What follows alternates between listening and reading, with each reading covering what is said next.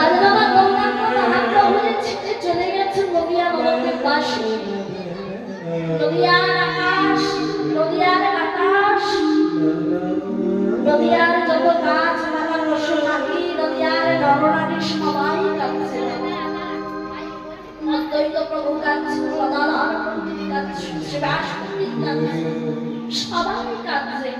এমন সময় বাবা নিত্যানন্দ দাদা মায়ের কাছে ছুটে ছুটে গিয়ে বলছে, মা মা বাবা, জানো মা, আমি কিন্তু তোমার কথা রাখতে পারলাম না, আমি কিন্তু তোমার কথা রাখতে পারলাম না। মা, আমি যে তোমাকে বলেছিলাম মা যে আর কিছু হোক বা না হোক আমি আমার বাড়িকে ধরে রাখবো, কিন্তু মা গো, আমি তোমার কথাটি রাখতে পারলাম না। নিত্যানন্দ দাদার কাছে এমন কথা শুনতে পেয়ে সচিদেবী তিনি বলছে যে, ওরে নিতাই, নিতাই রে, আমার কোনখানে দুঃখ জানিস না, তুই যে তাকে ধরে রাখতে পারিস এই জন্য আমার দুঃখ হচ্ছে। দুঃখ আমার কোনখানে জানিস? ওরে ওরে নিতা, আমার নিমাই আমাকে ছেড়ে চলে গেল, তাতে কোনো আমার দুঃখ নাই, কিন্তু জানিস আমার ঘরে আছে বিষ্ণুপ্রিয়া, আমার কুলবধূ। সেই বৌমাকে আমি কেমন করে রাখবো একটা কিছু বলতে পারিস? সে যে ঘরের বৌমা, আমি জানি কতটা ব্যথা, কতটা জ্বালা, কতটা যন্ত্রণা। অনেক অল্প বয়সে আমার স্বামী মারা গেছিল। আমি বুঝি যে শ্বশুর ঘরে একটা মেয়ে যখন থাকে তখন কিন্তু বাবা ওই স্বামীর ভরসায় থাকে। এবার সেই স্বামীটাই যদি তার স্ত্রীকে ছেড়ে চলে যায়, সংসার ছেড়ে যদি চলে যায়, সচিদেবী বলছে আমি বুঝি অনেক অল্প বয়সেই আমার স্বামী মারা গেছে। আমি এখন ভাবছি যে নিমাই আমাকে ছেড়ে চলে গেল, এর জন্য আমার দুঃখ হয় না। আমার দুঃখ কোনখানে জানিস? আমার ঘরে আছে কুলবধূ, সে কেমন করে থাকবে, কি নিয়ে বাঁচবে, সে কি নিয়ে থাকবে?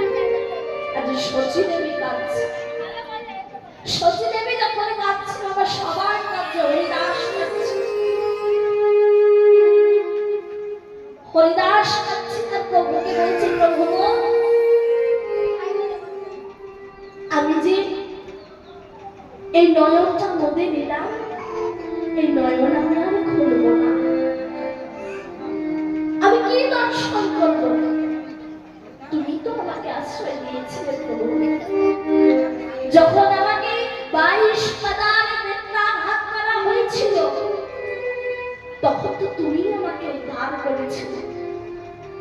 এখন যে তুমি চলে গেলে, সবাইকে ছেড়ে, আমাকে ছেড়ে চলে গেলে, নদিয়াবাসীকে ছেড়ে চলে গেলে, বলো না প্রভু, এই শূন্য নদিয়ার বুকে আমি কি দেখবো, কি দর্শন করবো, কি হেরবো? প্রভু আমি ঠিক করেছি, এই নয়ন আমি আর খুলব না। সবাই কাঁদছে বাবা, কিন্তু আশ্চর্যের বিষয় কি জানি, এই নদিয়া আমাদের মাঝে গৌরাঙ্গ মহাপ্রভু হরিনাম করতেন। হরিনাম করতেন বটে, কিন্তু দুটো পক্ষ ছিল। বলে কি কি? তা এক পক্ষ ছিল যারা কিন্তু ওই গৌরাঙ্গ মহাপ্রভুকে ভালোবাসত। গৌরাঙ্গ মহাপ্রভু যে হরিনাম করতো, কৃষ্ণ নাম করতো, তারা কিন্তু এটাতে আনন্দ পেত, তারাও কিন্তু যুক্ত হতো হরিনাম করতো। আর একটা পক্ষ যারা ছিল, তারা কিন্তু হরিনাম সহ্য করতে পারত না, তারা হরিনাম সহ্য করতে পারত না, কৃষ্ণ নাম সহ্য করতে পারত না। ওই যে গৌরাঙ্গ মহাপ্রভুকে তারা ভালোবাসত না, তারা দেখতে পারত না। আজ যখন গৌরাঙ্গ মহাপ্রভু নদিয়া নবদ্বীপ বাসীকে ছেড়ে, নদিয়াকে আধার করে দিয়ে, নদিয়াকে শূন্য করে দিয়ে চলে যখন গেছে, সবাই কাঁদছে কেমন ভাবে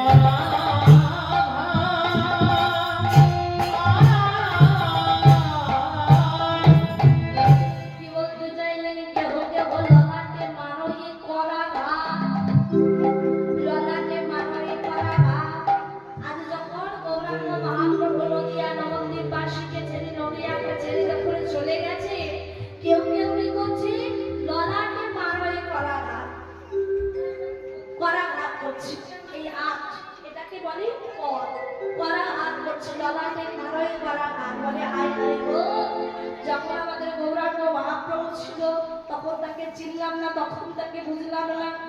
কেহ কেহ লালাকে মারাই করা না, ওই না কেহ বলে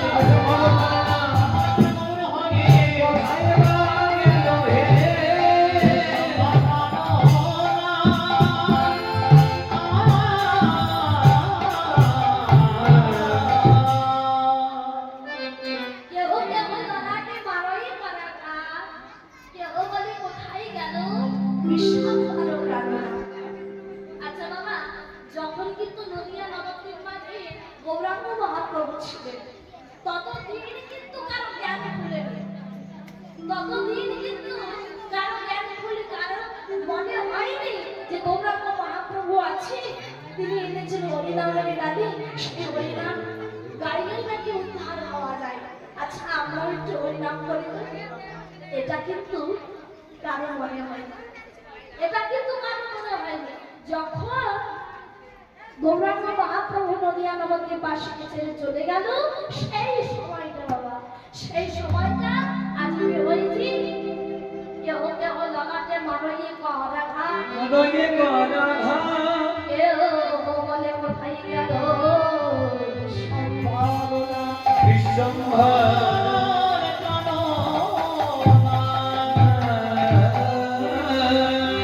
আর সবাই হায় হায় বলছে, বলে হায় গো, যখন আমাদের গৌরাঙ্গ মহাপ্রভু নদিয়া নবদ্বীপে গেছিল চিনলাম না, তখন তাকে বুঝলাম না, খালি কোথায় যাব, কোথায় গেলে একবার হরিনাম শুনতে পাবো, একবার কৃষ্ণনাম শুনতে পাবো, কোথায় গেলে একবার আমার গৌরাঙ্গ মহাপ্রভুর দেখা পাবো, কোথায় গেলে একবার গৌরাঙ্গ মহাপ্রভুর দেখা পাবো। আজ এদের কি হয়েছে জানো, যখন সবাই ছিল সেই সময়টা কিন্তু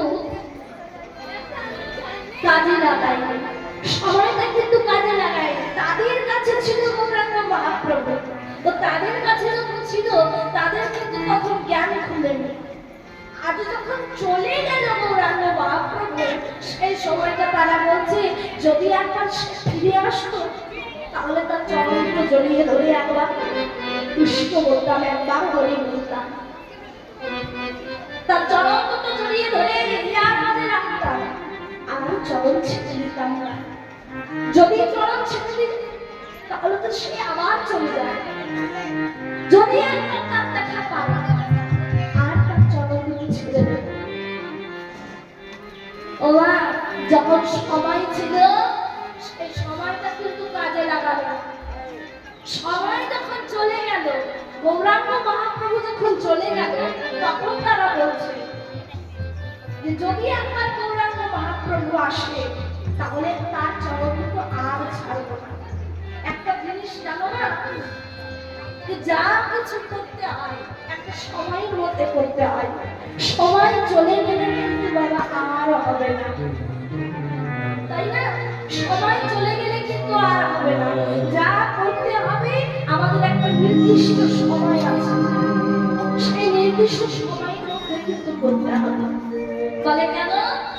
মহাজন বলেছেন শিশু কানে ভজে হরি হরি বাবা রাশি, বৃদ্ধ কানে ভজে হরি জমে বাবা রাশি।